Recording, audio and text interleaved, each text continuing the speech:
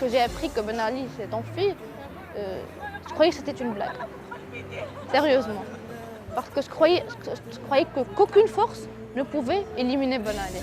Comment le grand Ben Ali je disais c'est génial, mais aussi j'avais peur.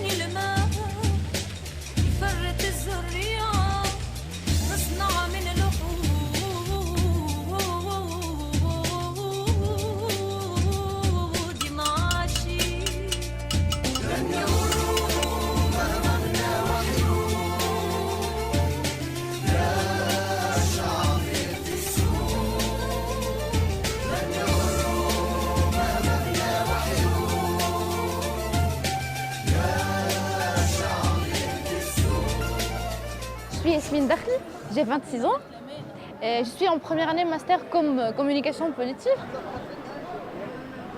On vit encore la révolution, parce que la révolution c'est pas seulement le 14 janvier ou les quelques mois qui précèdent. Ce process et cette phase de démocratisation, ça nous a permis d'acquérir plusieurs choses, telles la liberté d'expression, ce que nous n'avons pas auparavant, à l'époque de Ben Ali. On ne pouvait pas critiquer le président.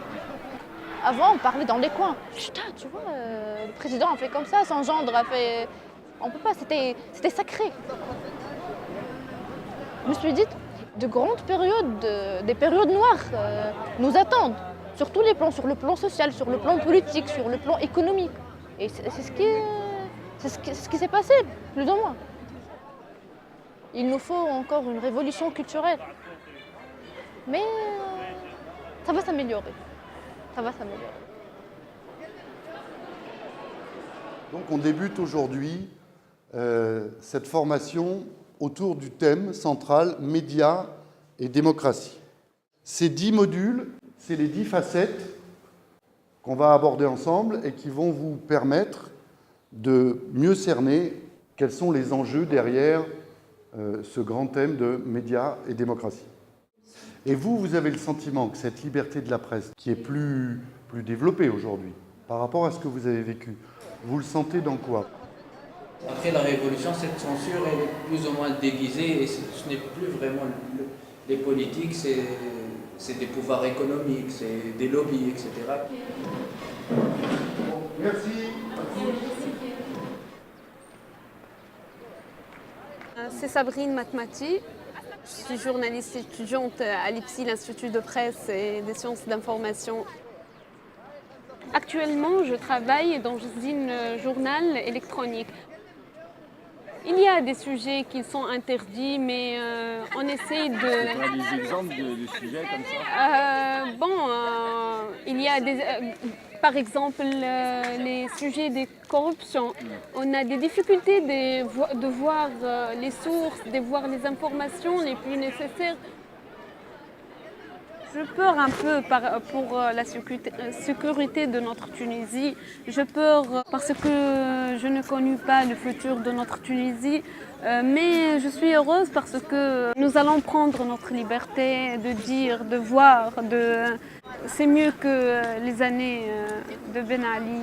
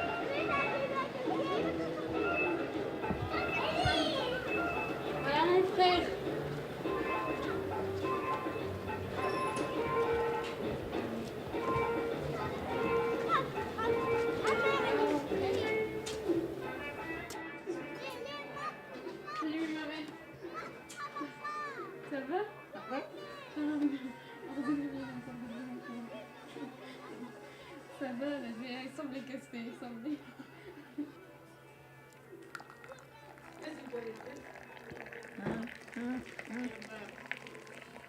عديت نهاري شربت قهوتي قضيت في الدار خرجت المرشي جيت غسلت.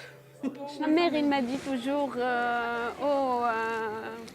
vous êtes dans un métier très dangereux, qu'est-ce que je peux faire, qu'est-ce que je peux dire à tes frères.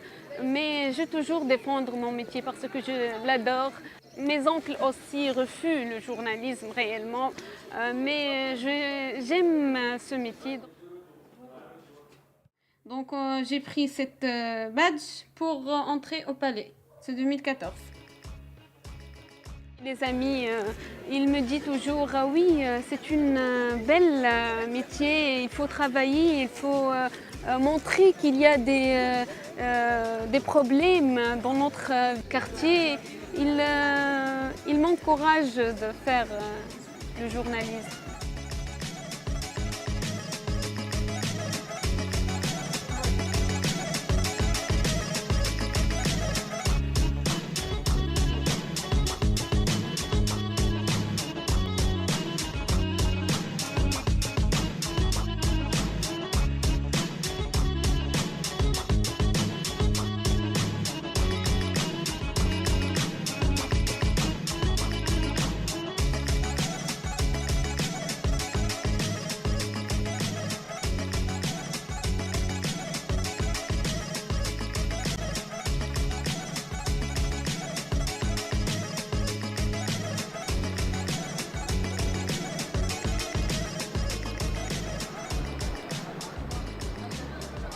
Sur cette avenue, sur cette grande avenue et sur cette place, le jour du 14 janvier, et déjà la veille, le 13 janvier, il y a des milliers et des milliers de Tunisiens qui se sont rassemblés et avec le fameux slogan « Ben Ali dégage », des jeunes, des avocats, des militaires tunisiens qui refusaient de tirer sur le peuple. Et c'est là, dans l'après-midi, qu'on a appris le départ de Ben Ali. Et donc, on peut dire que c'est d'une certaine façon un endroit historique pour le pays, puisque c'est de ce jour que la Tunisie est entrée dans la transition démocratique. Ça va la presse en Tunisie? Ça se vend bien? Ouais. Il y a plus de journaux en arabe, hein? Oui, il y en a. Ah, il y en a plus qu'avant, hein? Oui, bien sûr, il y en a, oui. Ouais. Bon, shukran. Venez, la télévision. Ya Hassan. Les premières auditions publiques devant la commission L'Instance Vérité Dignité ont démarré hier en Tunisie. C'est-à-dire que c'est les premiers témoignages publics auditionnés sur les victimes de la Révolution. Pour la première fois, devant une commission officielle, des Tunisiens, des Tunisiennes, des mères de famille peuvent venir témoigner de ce qu'a été la répression sous le régime Ben Ali et pendant la Révolution. Donc c'est un moment très important. Alors en 2013, on était dans une phase de la transition démocratique où Nada, le parti islamiste, était au gouvernement. Et ce qui me frappe par rapport à cette époque, c'est que sur cette avenue, comme dans les différents quartiers de Tunis, il y avait une désorganisation manifeste de l'économie, de tous les services publics. Donc il y avait une ambiance encore très tendue. Et sur le visage de Tunisiens, on lisait la crainte que la révolution puisse basculer. Aujourd'hui, 3 ans plus tard, je suis très content de constater que, vous voyez, la situation est beaucoup plus calme, beaucoup plus sereine. 5 ans après le printemps arabe, c'est le seul pays du monde arabe qui a connu des bouleversements politiques et sociaux importants et qui a tenu ses promesses. Moi, je suis très optimiste pour les années à venir.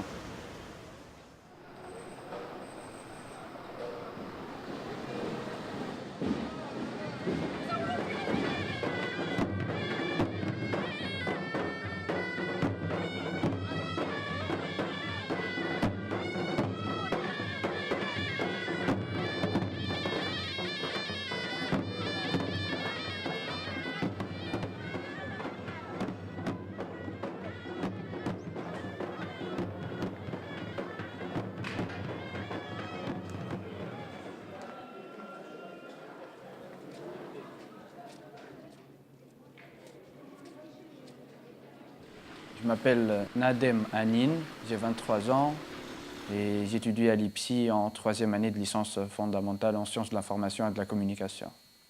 En 2011, moi j'étais à Monastir. Cette année-là, c'était mon année de bac. J'étais un peu rattaché à l'activité politique, même avant, puisque j'étais membre dans la cellule jeune d'un parti d'opposition et j'écrivais dans un blog qui était interdit. J'ai vécu l'opposition chez moi avec mon père. Il y avait pas mal de contraintes, notamment durant toute la semaine de la Révolution. Il y avait une voiture de police garée devant la maison, etc. Et après, il y avait le virage final à Tunis, à l'avenue Bourguiba. On a suivi tout le monde sur les réseaux sociaux et sur certaines chaînes internationales parce que la télé nationale, elle était vraiment à côté de la plaque. Je me souviens, le 14 janvier, à 11h du matin, il y avait 50 000 personnes à l'avenue Bourguiba. La télé nationale passait un documentaire sur la reproduction de je ne sais plus quelle espèce. Donc, sur le niveau des libertés individuelles, je crois qu'on a acquis pas mal de choses. Je crois qu'il faut encore beaucoup de travail pour répondre vraiment à une question qui a été portée par les jeunes durant toute la Révolution, qui est la question économique et sociale. Je suis de la génération à laquelle le pays n'a pas offert beaucoup de choses. Je suis de la génération, disons, qui a eu le moins de chance dans ce pays.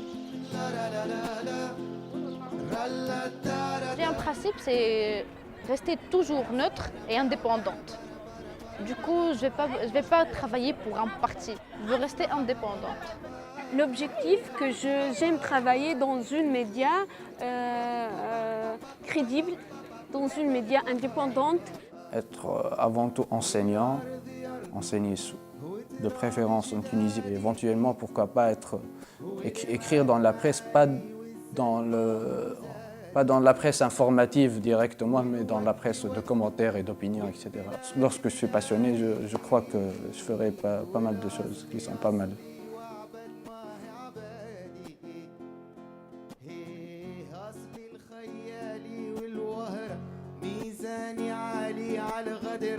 قصبة الأحباب والنبرة عمري ما نسيت أصل البندير والمهرة القلب الكاسحت الصخرة لحفة الأجداد والفخرة عمري ما نسيت ربا بابا ربا باربا ربا بابا باربا ربا ربا ربا ربا ربا ربا ربا بابا